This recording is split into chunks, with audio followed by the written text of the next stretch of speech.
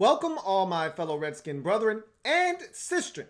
It's news that's nightly about the Redskins. Welcome to the Redskins Nightly News. I, of course, am your host, Louis T. Thank you for joining me. Tonight's going to be a little bit different of an episode. We're live. I told you, and I'm going to apologize right off the bat. I told you that we were going to have an open dialogue tonight, open phone lines, allow you guys to vent or just talk about what you heard earlier today with the Bruce Allen press conference and the Bill Callahan press conference and react to that. I'm in a time crunch right now. Don't have the time that I thought I was going to have available to me, have other commitments that I have to fulfill tonight. So what we will do, because not everyone has heard what was said today. And I know most of you have. A lot of you are following this team very closely, and you're hanging on every single word that comes out of anyone's mouth regarding this organization, as do I.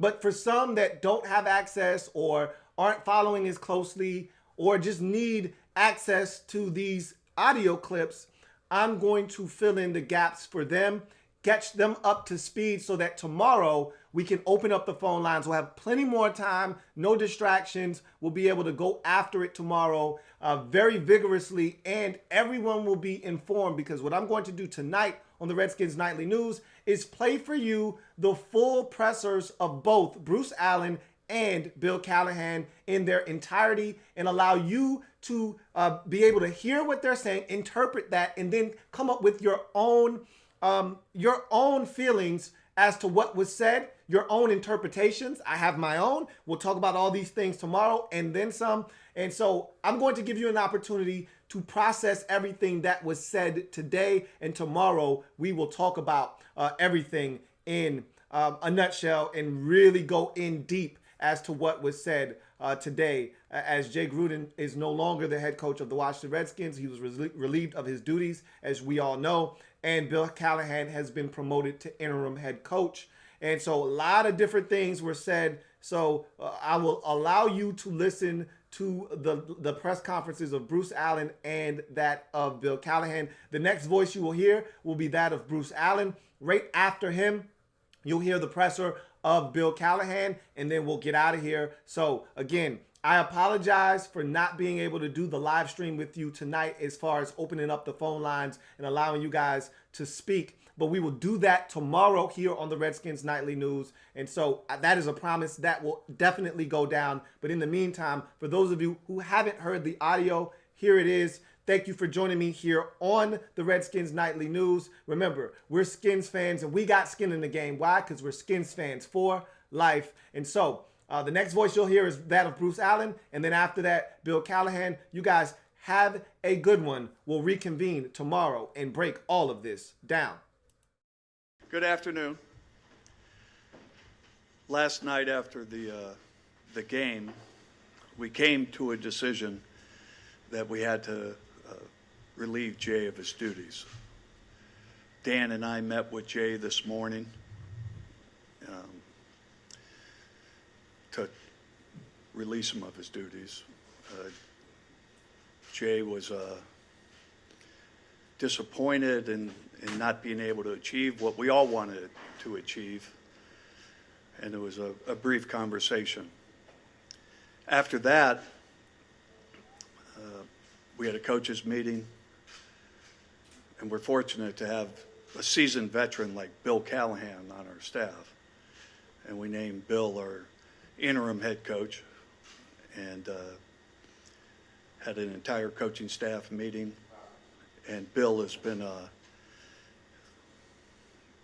grinding through meetings the rest of the morning. To make a decision like this is difficult, but it was necessary. Our 0-5 start is not just disappointing. We had much different expectations for this beginning of the season. We owe it to our fans, our millions of fans, not just here in the great nation's capital, but across the world, the organization, the players, the coaches, and their families to do everything we can to win. And under Bill's leadership and the programs he's going to put in, the discipline and execution, we believe we're giving it the best opportunity to beat the Miami Dolphins and for the rest of the year. With that, I'll take some questions. John Callahan, ESPN. Bruce, obviously you know what Jay Blue's record is. Under Dan, the record isn't as good either. Under your tenure here, not as good either. Why should people have confidence that you guys are going to put together a product that they want to see on it? You know, John, that's a fair question. And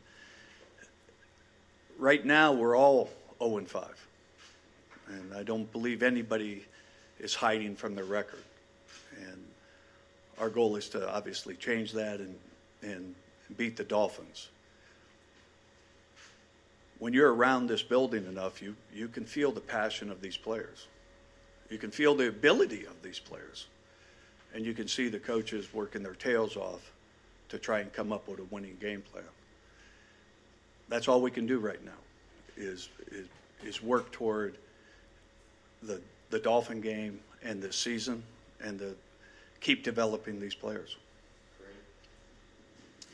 Bruce, moving forward, what's the plan at quarterback? Have you talked to Bill about that? Is it expected does he have free reign to pick whoever he wants to go with, or have you talked about time to develop Dwayne Haskins for the rest of the season? Well, Kareem, yes, it'll be up to Coach Callahan who plays at any position, the same way it was up to Coach Gruden on who's going to play. We're thrilled to have Dwayne here. We think his future is very bright, and whatever gives Coach Callahan the formula for success, I'm sure he's going to do. But you'll be able to ask him that later today. JP, then Les. JP Finley, NBC Sports Washington. Bruce, throughout your time with the Skins, there hasn't been much success, and you've held various roles, GM, VP, team president, all of that. What's your level of accountability for that lack of success? Well, once again, fair question, JP. That we're all involved in this. I don't ever want to hide from our record. I don't want to hide from things that didn't go the way we wanted them to go. And all we can do is work. And do I believe in the group that's here? Yes. I think Doug and Kyle had a great draft. I think they've had a few great drafts. I see what the coaches are trying to accomplish. And I see what the people do at the stadium. They're great workers. They care about this team. They care about this franchise. And I'm not saying I care more than anyone, but I absolutely want what's best for the Washington Redskins, and we're going to make sure we do it. Bruce, over here. Les Carpenter, Washington Post. First thing I want to ask is, when last night did you guys make that decision? Oh, I believe it was around 8 o'clock, 7 o'clock, somewhere around there. And is this for cause? Is this for football reasons, non-football reasons? No, it's not for cause. Okay. Craig, then Michael Phillips. Bruce, Craig Hoffman, 106.7 The Fan. You've been the primary decision maker for this organization for nearly a decade now, and in that time, you guys have won only 38% of your games. When you look back at that decade, what do you feel like you could have done differently to not be standing here now, having moved on from a second head coach in that time? Well, I promise you that I've never thought of standing here mid-season with a coaching change. We all have hopes and dreams the same way the fans do and the players who are working out right now trying to get better. And all we can do is try to improve tomorrow. I'd like to change a result of a game or two or a season, but you can't. All you can deal with is today and tomorrow, and that's what we're going to do. Why is Dan Snyder not addressing the fans today? Because I am. Will there be an opportunity to talk to Dan about the franchise that he owns at some point? Yeah, Dan's makes himself available from time to time.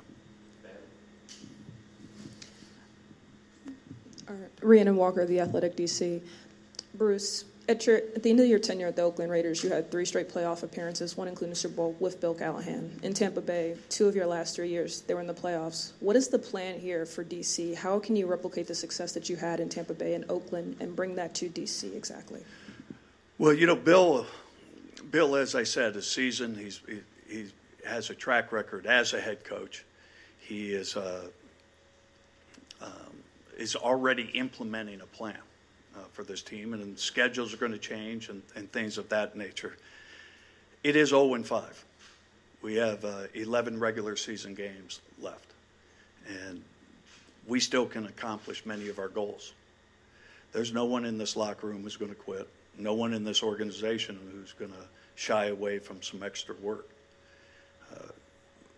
We'll be confident in the work product, and hopefully we can execute better on game day. Bruce, Ben Stanek with The Athletic.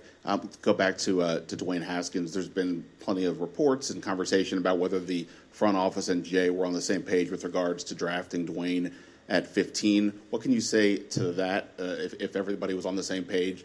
And then also, what were your thoughts on the development of Dwayne this year up to yesterday? You know, when you take a first-round player, it gets a lot of publicity. The seventh-rounders don't get much publicity. All the coaches are involved in our draft meetings. When we're setting the draft board, the coaches are involved, and they sign off on everything. As far as Dwayne, we're excited as hell to have him on this football team.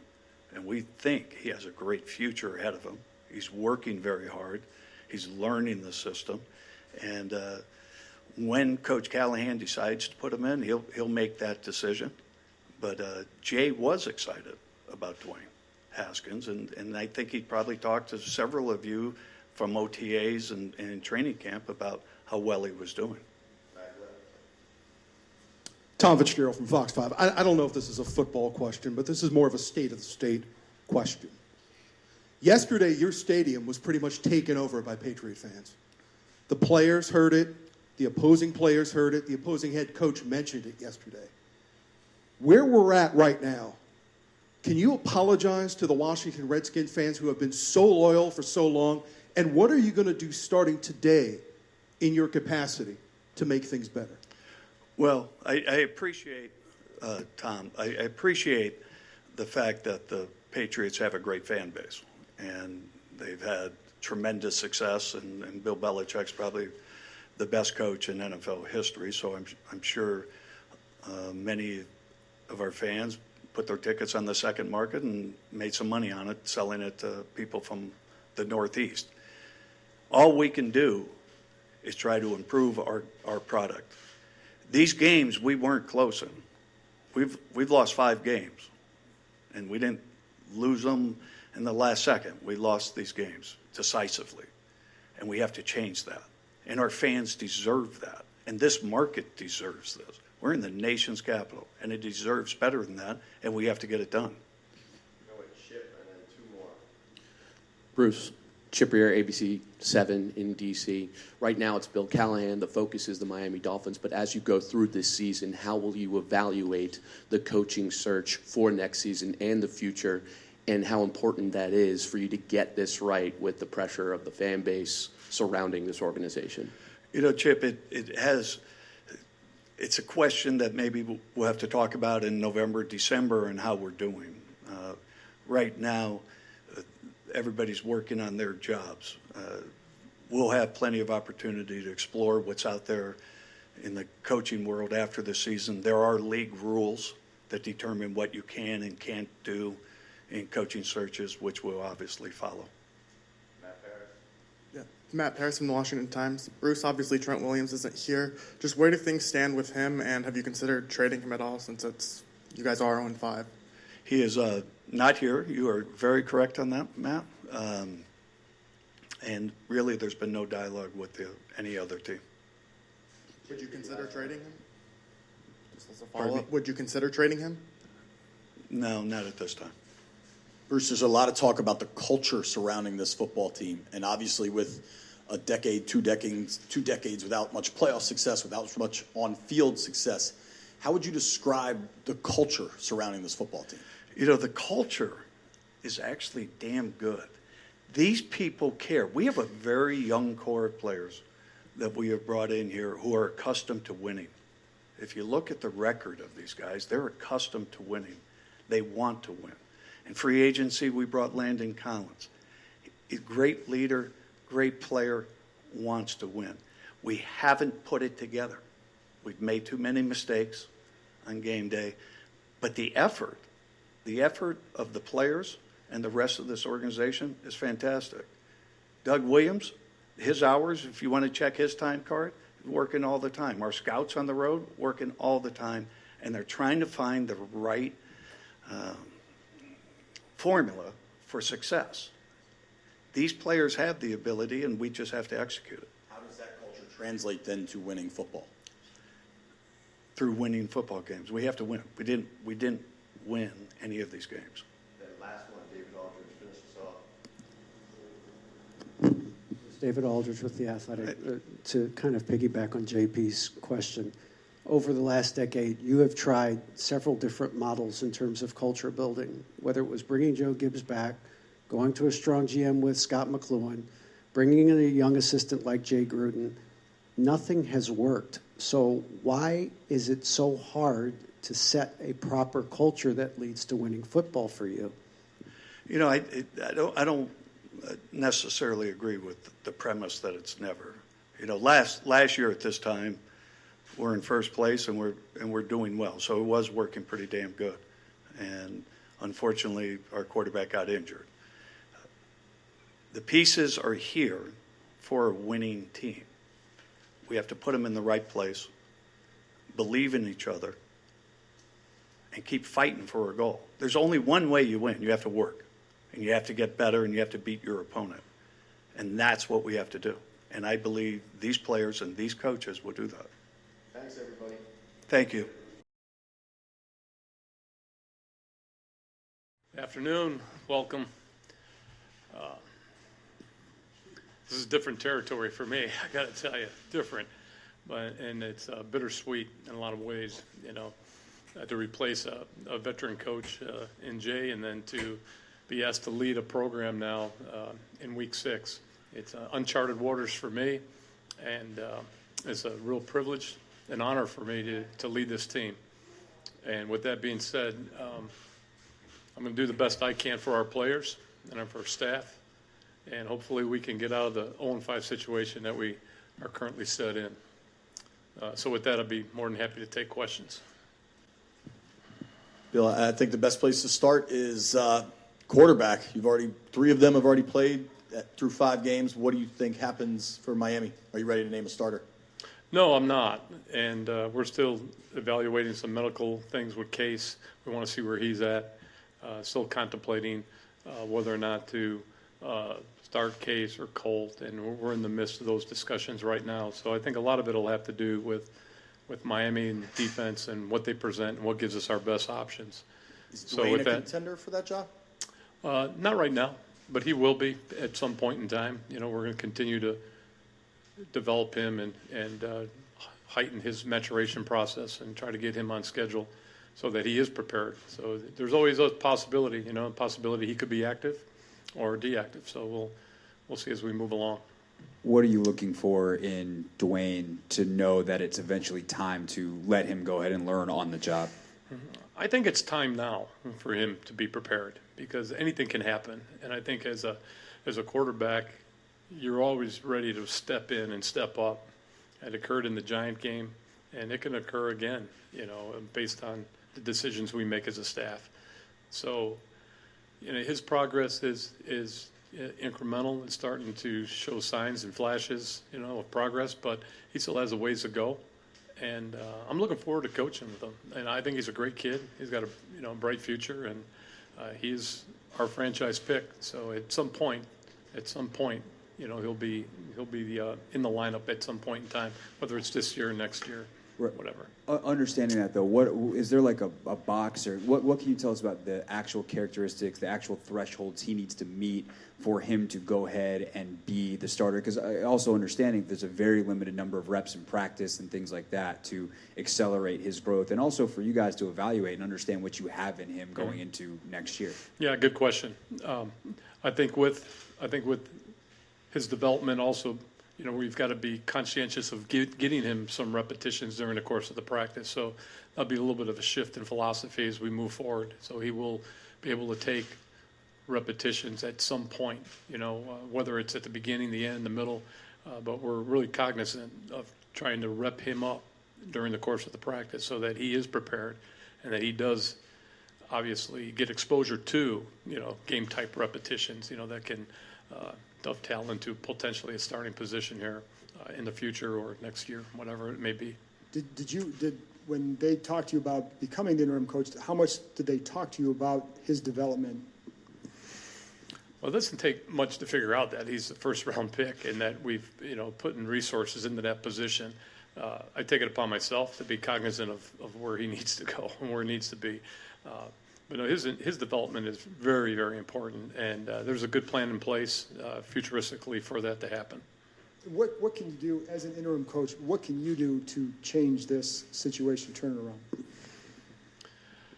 Well, it's really, there's no magic formula, and as we go forward, I'm going to rely on the staff and the team, the captainship, the leadership of our team, to change the course. There's really nothing. There's no magic formula, to all of a sudden go into a winning team. But I do think the formula of working hard and preparing better. I think those things are under control of the staff and the players, and I truly believe they're committed to doing that. We've gotten a great effort from our players, and we need more consistent effort. We need to be a more consistent team in the second half. I think that has shown itself across the board, in all phases. As Bruce was in here earlier, he said he anticipated you making some changes to the schedule, the practices, things like that. Understanding your respect for Jay, what are some of the things you've observed or feel like you want to change coming in? We'll tweak some things and make adjustments to others. I have a plan for that. Not ready to announce it. I prefer to wait till Wednesday morning to visit with the team about what we're going to do in practice and how we're going to go about our practice regimen.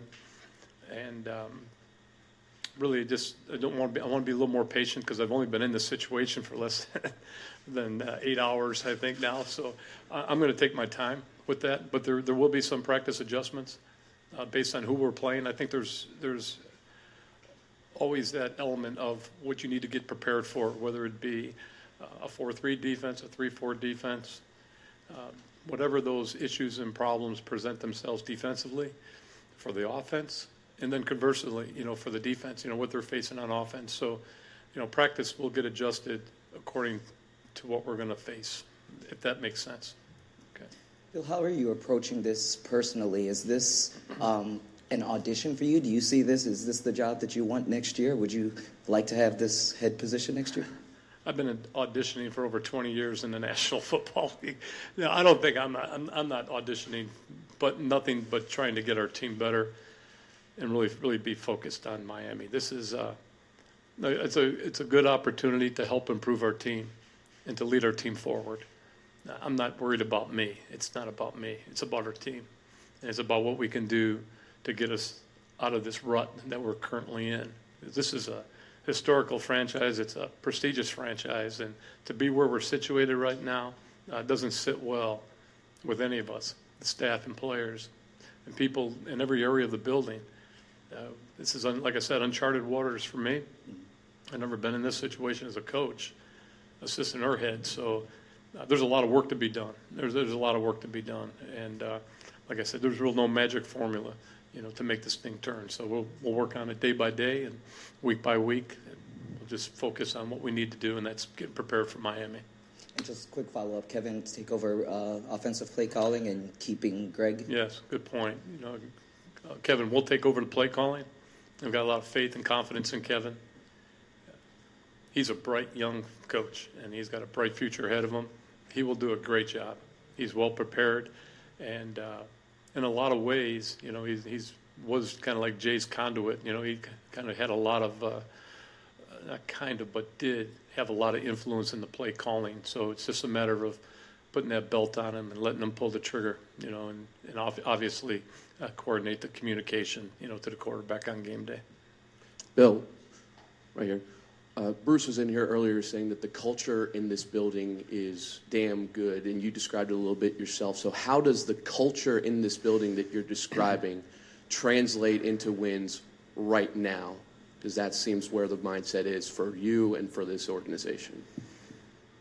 I think we have a young core nucleus of players that have contributed to our team. And it's unfortunate they haven't experienced success like our veterans have. The culture is in the environment is on a day-to-day basis is setting the tone through our leadership. Our culture is one of working harder, being more prepared, being more focused, improving on a daily basis, improving fundamental techniques, improving when you go into a meeting, when you go on the field, when you're in a competitive environment or a competitive drill. Those improvements need to take place, and we need to have more of that. So the culture of defining exactly what we want to be and where we want to go. Again, it's going to have to happen this week, and it's going to be piecemeal through the week as we go through the Miami preparation. But that culture is always changing, and I think for our players, they'll see some slight changes to schedules, to the way we practice, to the focus of what we'll demand in the meeting rooms. So there'll be a little bit of a shift in that respect. Bill, we've had conversations. You're a very detail-oriented individual, and you said right now the way things are, they don't sit well with you, the 0-5 start. I'm sorry, one more time? I said you and I talked very detail-oriented, and you said that the way that things are right now, this 0-5 start does not sit well with you. What are the changes that you hope to make over the next 11 games? What are the things that you saw over the first 5 games that you think to yourself, that's something that we need to change in order to have a different outcome these next 11 games of the season? Well, I think first off, the identity of who you are and what you want to be has to take place. I envision ourselves as a running team. I like to get our run game going. I think that's important because everything else is complementary off it. The run action passes and protections off of it complement your running game. If we can move from 2 down, we can play 2-down football and go from first down to second down to first down. That would be huge. And in order to do that, the consistency of the running game is going to have to take place. So that run identity not only helps us be the physical team that we want to be, but it lends itself benefits in every other area. The defense, clock time, letting them sit on the pine a little bit. So we're really conscious of making that shift. We have a good stable of running backs that we got confidence in. And that'll be the focus going forward for us. That's one of the areas in that respect. Bill, what do you need, to your right here? Thank you. What do you need to see from Dwayne to get him into that conversation for the starting quarterback job? And how do you get that? And you're going to give him more reps in practice going forward? I mean, he's got to play or practice to make it happen, right? Right. I think that the continuation of preparation, of focus, and having success on the field and having confidence on the field and getting his confidence level up and having his confidence, he could put him at a comfort level within the system so that he has a package of plays that he can obviously go out and execute and know that those are his and he has ownership on those plays. I think that's the focus right now. Is trying to get him up and get him rolling, and get him prepared, just like we do Case and Colt, no different. Bill, over here. When did you find out today, I guess it was today, about this opportunity? And then, how long did it take you to think about it? How was it presented to you? Yeah, I was called last night, and I visited with Bruce and Dan and talked about this role. They asked me to get ready to be put in this role and asked me if I wanted to do this. And there was a lot of careful thought and considerations because I've been in this role before, and I know what it takes. I think I have a good vision of what winning football looks like. But I wanted to take my time and make sure it was the right decision that not only for our team, but, personally on a personal level as well. I feel very assured, very confident that we can make the shift. There was going to be a decision made one way or the other, and that seat was emptied. And there's a lot of qualified coaches in the room that could have stepped in, and taken this role. And I'm honored to be asked and honored to do it. But I thought very carefully about it and gave it a lot of consideration. Then came to fruition this morning when I came in, And I willingly took the spot, and now I'm here at 3 o'clock in the afternoon. But so today's been a little bit of a whirlwind in that respect. Let's talk defense for a minute, if you don't mind, now that you're the head coach. Do you plan on making any changes to the defensive staff? Not this time. And what would you like to see out of that unit? Obviously, a lot of talent there, not a lot of Mhm. production so far. What do you want to see from that group to reach their potential? I think for our entire team, the second half production, efficiency, closing out a game, taking a lead and closing a game out. That's what we all want. That's what we want to see. And that's the challenge that lies before us. We've played a good first half of football in the first 5 games that we've entered, but we've faltered in the second half. There's a definitive flaw that we've got to correct, and we've got to correct it. And we've addressed that with the team today. Talked about going forward what we need to do, and I'll keep that private if you don't mind. It's between myself and the team.